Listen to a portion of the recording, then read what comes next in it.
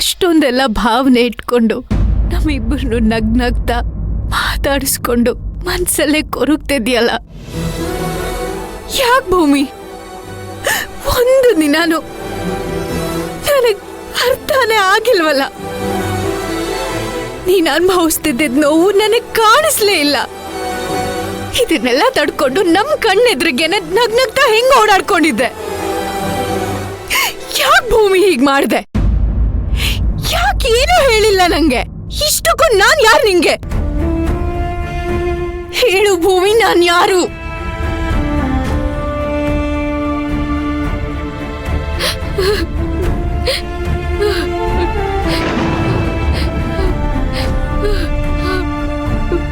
ನನ್ ತಂಗಿ.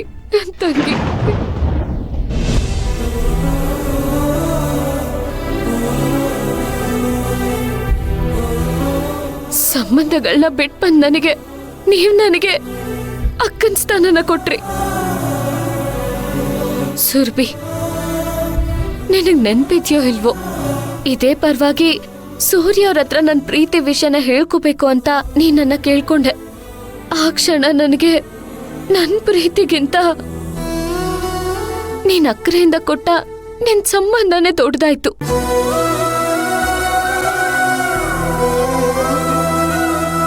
ಬಾಯ್ ತುಂಬ ನೀನ್ ಯಾವಾಗ ನನ್ನ ಅಕ್ಕ ಅಂತ ಕರೆದ್ಯೋ ಆವಾಗ್ಲೇ ನನ್ ಕರ್ಗೋಗ್ಬಿಟ್ಟೆ ಸುರಭಿ. ತಂಗಿ ಜೀವನ ಹಾಳಾಗ್ಲಿ ಅಂತ ಯಾವ ಅಕ್ಕ ತಾನೇ ಬಯಸ್ತಾಳೆ ಹೇಳು? ನೀನ್ ನನಗೆ ಅಕ್ಕನ ಸ್ಥಾನನ ಕೊಟ್ಟಿದ್ಯಾ. ಆ ಕರ್ತವ್ಯನ ನಾನ್ ನಿಭಾಯಿಸ್ಬೇಕಲ್ವಾ?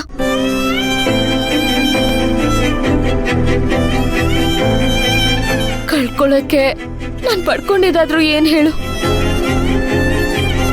ಹಾಗೆನ್ನು ಸೂರ್ಯ ಕರ್ಣ ಅವ್ರಾಗಿದ್ರು. ನನ್ ಹಾಗೆ ಕರ್ಣ ಅವ್ರು ಕೂಡ ಒಬ್ಬ ಮಾಮೂಲಿ ಮನುಷ್ಯ ಅಂತ ತಿಳ್ಕೊಂಡಿದ್ದೆ. ಅಷ್ಟಕ್ಕೂ ಕರ್ಣ ಅವರು ನನ್ನ ಪ್ರೀತಿಸ್ತಾ ಇರ್ಲಿಲ್ಲ. ನನಗ್ ನನ್ ಪ್ರೀತಿ ಸಿಕ್ಬಿಡ್ತಲ್ಲ ಅನ್ನೋ ಸಂತೋಷದಲ್ಲಿ ನಾನಿದ್ದೆ. ಆದ್ರೆ ಈ ಪ್ರೀತಿ ನಿನ್ ಕೈಗೆ ಸಿಗ್ಬೇಕು ಅಂತ ನಿನ್ ಹಣೆ ಬರ್ದಲ್ಲಿ ಬರ್ದಿತ್ತು.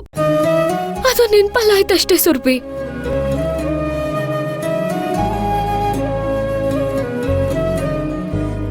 ಎಷ್ಟು ಈಸಿಯಾಗಿ ಹೇಳ್ತಿದ್ಯಲ್ಲ. ಕರ್ಣ ನಿನ್ನನ್ ಪ್ರೀತಿಸ್ತಿದ್ನೋ ಇಲ್ವೋ, ಆದ್ರೆ ನಿನ್ ಮನ್ಸಲ್ಲಿ ಅವನ ಬಗ್ಗೆ ಅಷ್ಟೊಂದು ಪ್ರೀತಿ ಇತ್ತಲ್ಲ.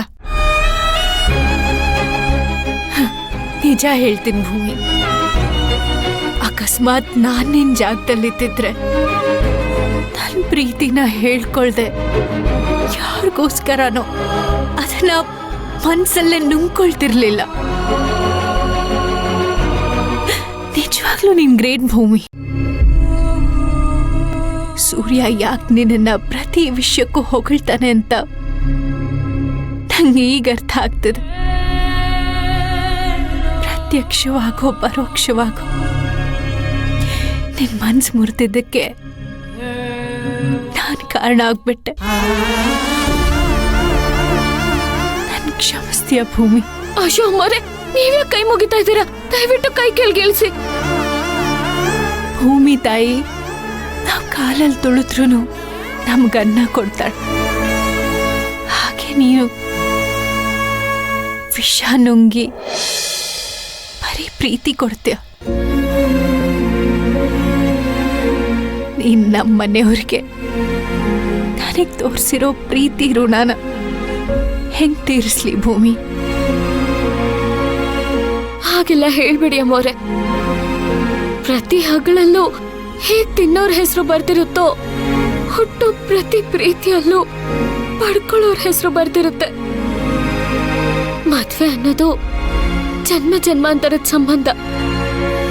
ಈ ಜನ್ಮದಲ್ಲಿ ನನಗ್ ನಿಮ್ಮಿಬ್ರು ಪ್ರೀತಿ ಸಿಕ್ಕಿದ್ಯಲ್ಲ, ಅಷ್ಟು ಸಾಕು.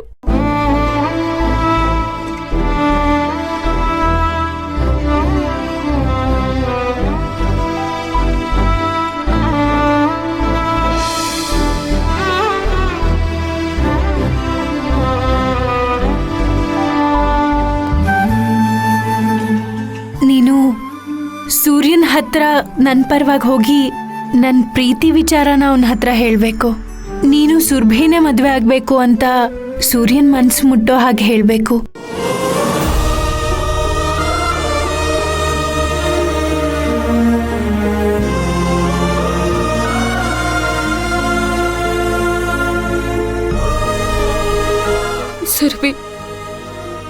ಹಾಗೆ ನಾನು ನಿನ್ಗೊಂದ್ ಮಾತು ಕೇಳ್ತೀನಿ, ನಡೆಸ್ಕೊಡ್ತೀಯಾ?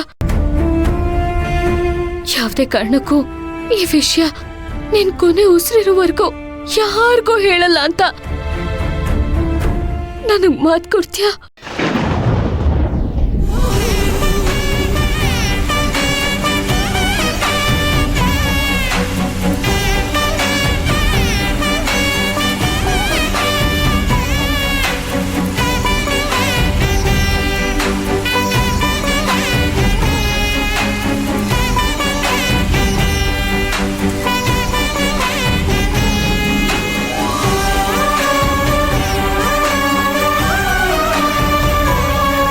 ನಿನ್ನ ಅಕ್ಕಂಗೋಸ್ಕರ ನೀನೆಷ್ಟು ಮಾಡಲ್ವಾ?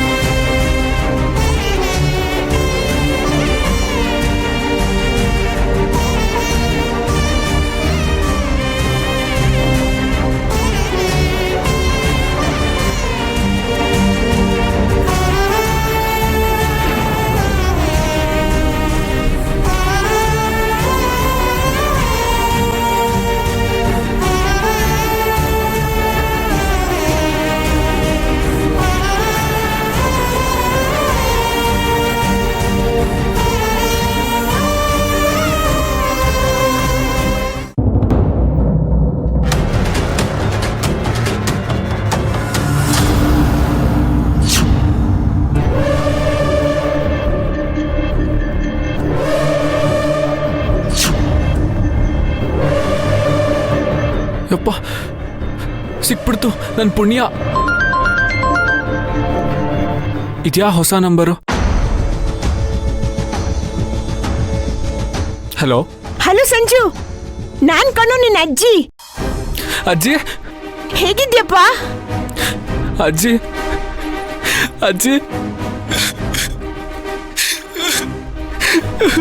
ಸಂಜು, ಯಾಕೆ ಅಳ್ತಾ ಇದ್ಯಾ? ಏನಾಯ್ತು? ಎಲ್ಲ ನಿನ್ನಿಂದಾನೇ ಆಗಿದ್ದ ಅಜ್ಜಿ. ಮೊದಲೇ ನನ್ನ ಪರಿಸ್ಥಿತಿ ಒಳ್ಳೆ ಬಾಂಡ್ಲಿಲ್ ಕುದಿತಿರೋ ಎಣ್ಣೆ ತರ ಆಗಿದೆ. ಇವಾಗ ಬೆಂಕಿ ಹಾರ್ದಂಗೆ ಆಗಿದೆ. ನೀನ್ ಮಾಡಿರೋ ಒಂದೇ ಒಂದು ತಪ್ಪಿಂದ ನನ್ನ ಮುನೇಂದ್ರ ಕೈಗೊಂಬೆ ಆಗಿದ್ದೀನಿ. ಮಾಡಬಾರ್ದು ಕೆಲಸ ಎಲ್ಲ ನನ್ನ ಕೈಲಿ ಮಾಡಿಸ್ತಿದ್ದಾನೆ ಅಜ್ಜಿ. ಈಗ ನನ್ನ ಕೈಯಲ್ಲಿ ಒಂದು ಪಿಸ್ತೂಲ್ ಕೂಡ ಕೊಟ್ಟಿದ್ದಾನೆ. ಇದು ಹಿಡ್ಕೊಂಡು ಏನ್ ಕೆಲಸ ಮಾಡು ಅಂತ ಹೇಳ್ತಾನ ಅಂತ ಗೊತ್ತಿಲ್ಲ ಅಜ್ಜಿ. ಒಂದ್ ವೇಳೆ ಕೊಲೆ ಏನಾದ್ರೂ ಮಾಡು ಅಂತ ಹೇಳಿದ್ರೆ ನಾನೇ ಇದರಿಂದ ಆತ್ಮಹತ್ಯೆ ಮಾಡ್ಕೊಬಿಡ್ತೀನಿ ಅಜ್ಜಿ. ಅಯ್ಯೋ, ಹಾಗೆಲ್ಲ ಮಾಡ್ಕೋಬೇಡಪ್ಪ. ಮಾಡದೇ ಇರೋ ತಪ್ಪಿಗೆ ನೀನ್ ಯಾಕೆ ಜೀವ ಬಿಡ್ತೀಯ ಹೇಳು? ಅಯ್ಯೋ ಅಯ್ಯೋ, ಹೇಗೋ ನಿನ್ ನೆಮ್ಮದಿಯಾಗಲ್ಲಿದ್ದೆ, ನಾನೇ ನಿನ್ ಪಾಲಿಗೆ ಮುಳ್ಳಾಗ್ಬಿಟ್ಟೆ. ಸಂಜು ಸಂಜು, ನನ್ನನ್ನು ಕ್ಷಮಿಸ್ಬಿಡು ಕಣೋ. ನೀನ್ ಏನ್ ಯೋಚನೆ ಮಾಡ್ಬೇಡಪ್ಪ. ಇದೆಲ್ಲ ತಪ್ಪು ಅಂತ ನಾನೇ ಮುನೇಂದ್ರ ಹತ್ರ ಹೋಗಿ ಮಾತಾಡ್ತೀನಿ. ನಿನಗೊಂದು ದೊಡ್ಡ ನಮಸ್ಕಾರ ಅಜ್ಜಿ. ಇವಾಗ ಆಗಿರೋ ರಾಧಾ ಅಂತಾನೆ ಸಾಕು, ನೀನ್ ಏನು ಮಾತಾಡಕ್ ಹೋಗ್ಬೇಡ. ಈಗಾಗ್ಲೇ ಮಾರಿಮುತ್ತು ಹುಡುಗರು ಅರೆಸ್ಟ್ ಆಗಿದ್ದಾರೆ. ಅವರೇನಾದ್ರೂ ಬಾಯ್ ಬಿಟ್ರೆ ಅಷ್ಟೇ ನನ್ ಕತೆ. ಈ ಕಡೆ ಮುನೇಂದ್ರನ್ ಹುಡುಗರು ಮತ್ತೆ ಈ ಕಡೆ ಮಾರಿಮುತ್ತು ಹುಡುಗರು ಕತ್ರಿಲಿ ಅಡ್ಕೆ ಸಿಕ್ಕಾಕೊಂಡಂಗ್ ಆಗಿದೆ ನನ್ನ ಪರಿಸ್ಥಿತಿ. ನನ್ನ ವಿಷಯ ಯಾರಿಗೂ ಗೊತ್ತಾಗ್ಬಾರ್ದು ಅಂತ ನೀನ್ ಆದಷ್ಟು ದೇವರಲ್ಲಿ ಬೇಡ್ಕೋ ಅಜ್ಜಿ. ನನಗಷ್ಟೇ ಸಾಕು. ತಡ ಆಗ್ತಿದೆ ಅಜ್ಜಿ. ಮತ್ತೆ ನಿನ್ ಗೋಪಾಲನ್ ಫೋನ್ಗೆ ಯಾವತ್ತೂ ಫೋನ್ ಮಾಡಕ್ ಹೋಗ್ಬೇಡ. ಹೇಗೋ ಪುಣ್ಯಕ್ಕೆ ಫೋನ್ ನನ್ನ ಹತ್ರ ಇತ್ತು, ನಾನು ಬಚಾವಾದೆ. ಮತ್ತೊಂದ್ಸಲ ಹೇಳ್ತಿದ್ದೀನಿ ಅಜ್ಜಿ, ಫೋನ್ ಮಾಡ್ಬೇಡ. ಅಲ್ಲ ಸಂಜು, ಸಂಜು,